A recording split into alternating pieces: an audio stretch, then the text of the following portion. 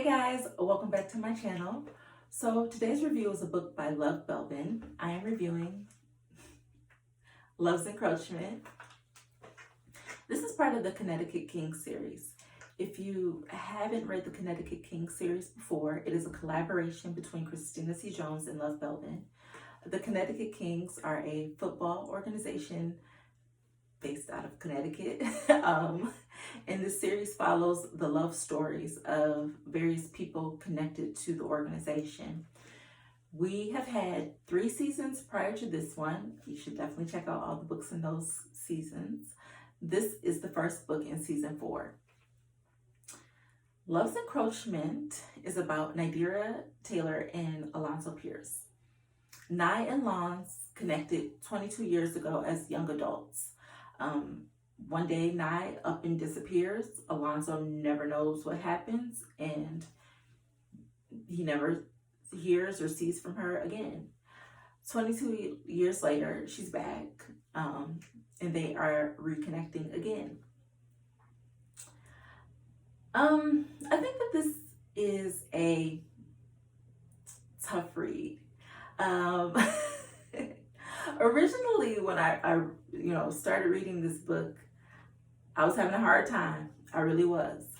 But when that happens to me, one thing that, I do, or I suggest other people do, I step away from the book. When it's not going the way you think it should go or the way you thought it would go, and you find yourself closing yourself off to, the messages in the book, step away from the book. I stepped away from the book for a little bit. I read some other books, and then I came back. I was prepared mentally because I knew, what the storyline was. And so I was prepared to accept the challenge that Love Belvin gave us in this book. So earlier this year, I reviewed Love's Inconvenient Truth by Love Belvin. And in that review, I talked about how one of my favorite things about her as an author is how she challenges her readers. These are not, typical love stories. The characters in these books are facing all kinds of challenges. They have all kinds of character flaws and quirks that make them, difficult to connect with or to empathize with as characters.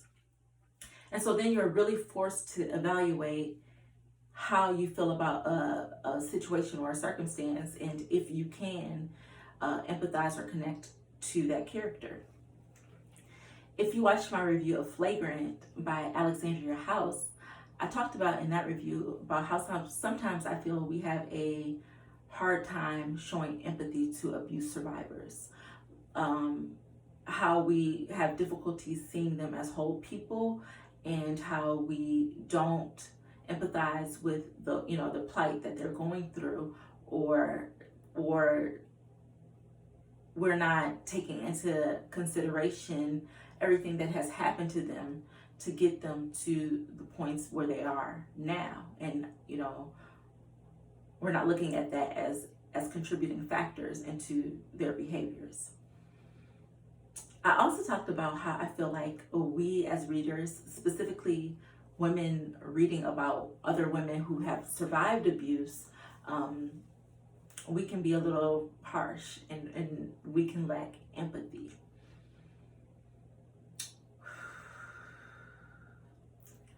I almost got tripped up on this very thing that I talked about in 2 previous reviews. I think for me, it is so easy to empathize with an abuse survivor when they are Katoria McNabb, or if they are Kendra Dahl, and they are just, likable, fighters, tough, sweet, funny, all of these things. If they are great people, it is so easy to empathize with them for me, and to connect with them and their plights. The challenge in this book is, if the character is Nadira Taylor, and she's not likable, if she's manipulative, if she's a liar, if she is cagey, can you still connect with this character? And can you still empathize with her as a survivor of abuse?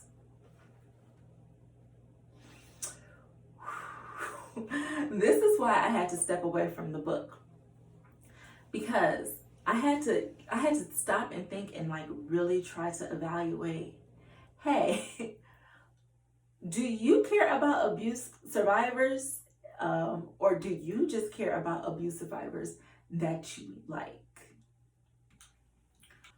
So I wanted to talk about some of the things the thought processes I had to go through in order to be able to connect or empathize with Nye as a character. So I wanted to talk about some of her major flaws that I think that she had, and how I was able to reconcile them with her past. So Nye is manipulative. She is definitely manipulative, and you will see her throughout several instances in the book where she is manipulating lawns and she is manipulating situations. This is, I think, the result of growing up in an environment where you are not able to express your wants and desires.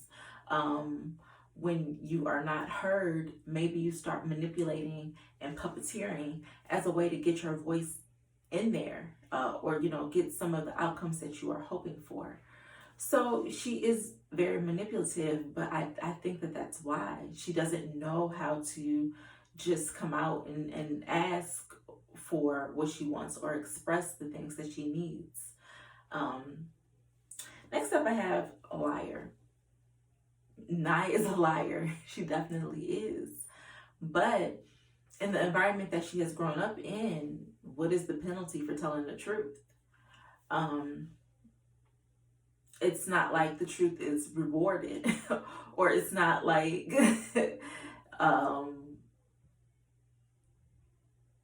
she won't be punished severely for the truth.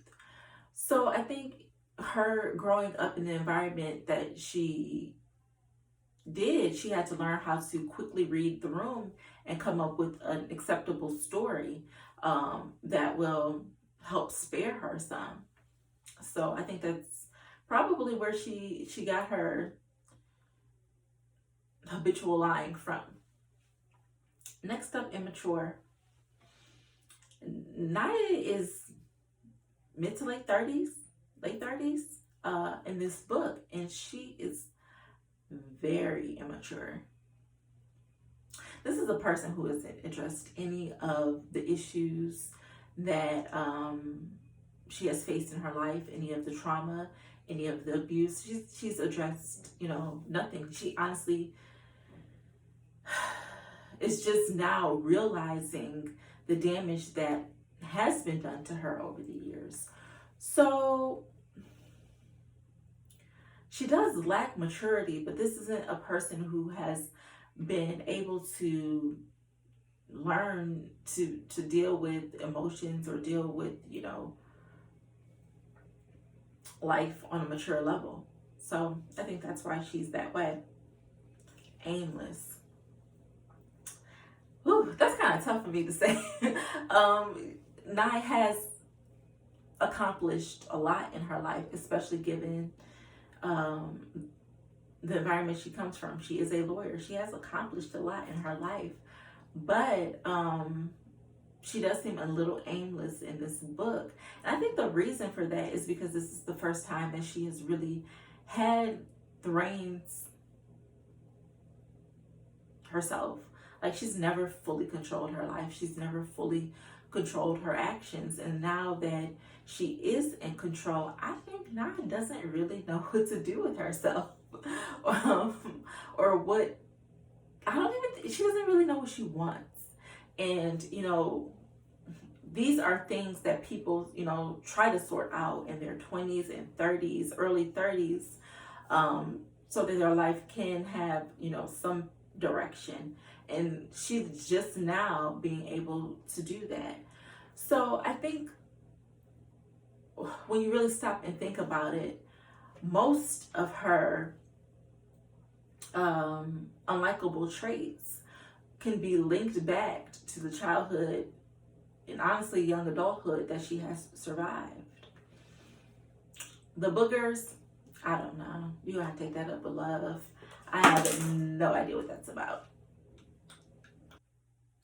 Does Nye redeem herself in this book? Now, LB has set the bar high for characters who redeem themselves. Katoria McNabb, if you read that series and the work that she does to become a better person, to own up to the mistakes that she made, to be able to better understand herself and other people, specifically Ashton. High bar. El Giro, who I reviewed Love's Inconvenient Truth. El to me is the blueprint on redemption, on just becoming a completely better person, a 1,000% better person than you were at the beginning of the novel. Does not accomplish that.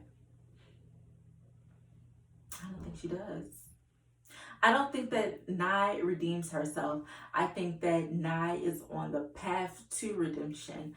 I think that she is now seeing, through therapy, the impact that her childhood has had on her.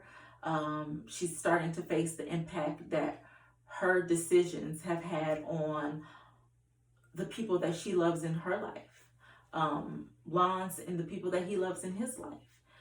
So I don't think that this is a character who at the end of this book I saw as fully redeemed. I do see her on the path to redemption, but not in the end of this book. So, Alonzo. Lance has his own issues where love and relationships are concerned. Most of them stemming from his encounter with Nye 22 years ago. He has not fully recovered from this. But as far as the book is concerned, I really like this character. I feel like he's the stability in the situation. There's a lot going on around him, with his new job, with Nye, with their relationship. There is a lot going on. He is the stability. He is a stable character. I think he is reliable. Yes, he does have his own hangups, but given the circumstances, he is handling everything remarkably. I think he shows incredible levels of grace and forgiveness. Is not instantaneous, but as you will see in this book, as you read it, I don't feel like it is realistic for it to be instantaneous. If anything, I think he goes above and beyond what is realistic, as far as compassion and forgiveness. I really do. So Lance and Nye entering into this relationship now. I'm not sure, guys. I'm not. I feel like Nye has so much work to do on herself. She's beginning that process, but getting to know herself, getting to know what she likes, how to communicate, how what she wants to do with her life, just all types of things. I think she has so much work to do on herself, and I am unsure if this is the type of work that you do in a relationship. I feel like there has to be that time alone to learn yourself, your wants, your needs, your desires. And I'm just not sure if that's what you do in a relationship. I also kind of feel like this couple lacks a little bit of passion, a little bit of fire. Now, LB has set the bar so high for this in books. You have to, you guys got to remember, like, we had Winter and Raj, Isaac and Kenny, Lex and Ezra, Jackson L.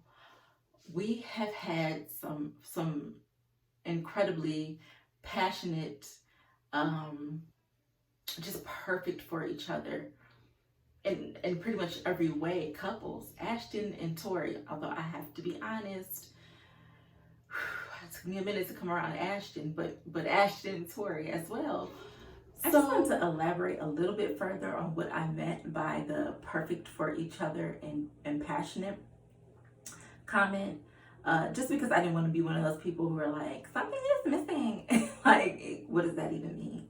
So I wanted to elaborate a little bit on the perfect for each otherness that I have come to expect from an LB novel, because I do think that this is one of the things that she does so incredibly well.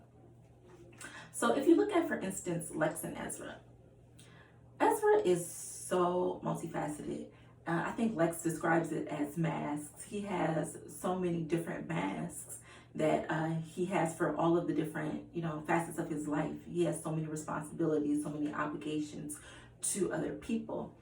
And he has compartmentalized that. No one else around him understands that.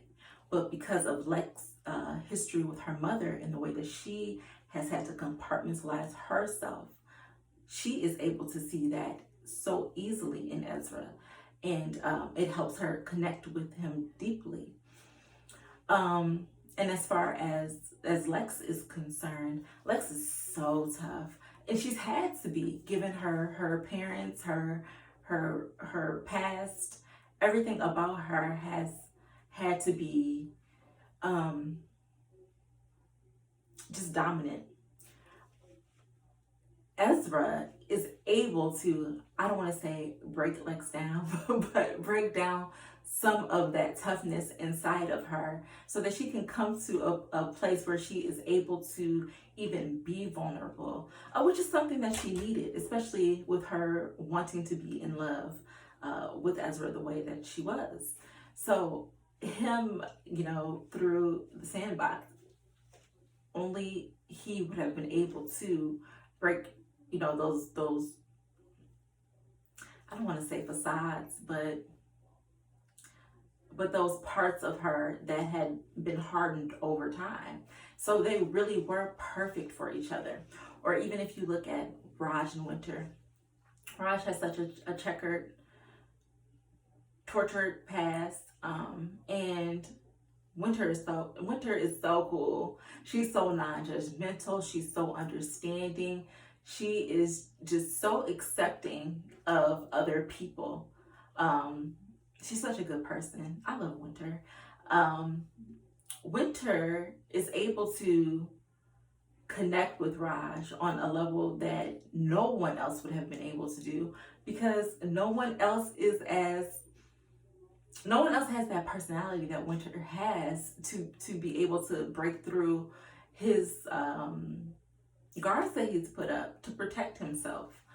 So people can't get into his head again, or if they can't be privy to his dark past. And with her being able to do that, he is able to now heal aspects of himself that weren't before. Winter has so many abandonment issues, so many belonging issues. Raj eventually, does not hesitate to, he offers Winter a home where she belongs, a home that is equally hers, all of his homes. Winter now has a place where she belongs, where she is loved, where she is wanted. And she's never had that before. And not only wanted, but like needed. Raj needs Winter. So they again, just so perfect for each other. Last one. I just want, you guys to know what I meant by this. Or even Kenny and Isaac. Isaac has very limited interaction with women who don't need anything from him. who aren't dependent on him, who he's able to confide and spend time with, get to know, who aren't looking at him for a meal ticket. If you look at, the mothers of his children, or even his own mother, with the battles that she had, Kenny did not need anything from Isaac but friendship, and just for him to step up and be a better father to his children. And because she was able to infiltrate his world, he was able to see all of the areas that she spoke about that he was lacking in. And Isaac was able to see that Kenny just needed to be accepted, not to be in competition, not to be thought lesser of because, of her insecurities with her family, not to be babied. She just needed a space where she could be and grow and develop. And Isaac provided that without judgment, without competition, without expectations. And so they were able to grow together because of that. So now that I've gone through that little exercise, now I'm thinking, are Nye and Lons perfect for each other? I can see how Lons needed Nye to come into his life and heal the areas that she damaged. Only because without that background story, without his full understanding of what transpired, why she made the decisions that she made, and disappeared the way she did, I think that he would have always had that distrust, or that hesitance to give a single woman his all. So I do think that that's true. And as far as Nye is concerned, Nye has so much going on, and has so much that she has to overcome. Maybe someone who only feels that connection to her would be able to stand by her while she works these things out. But see, and now I'm stuck back on Trent and Jade,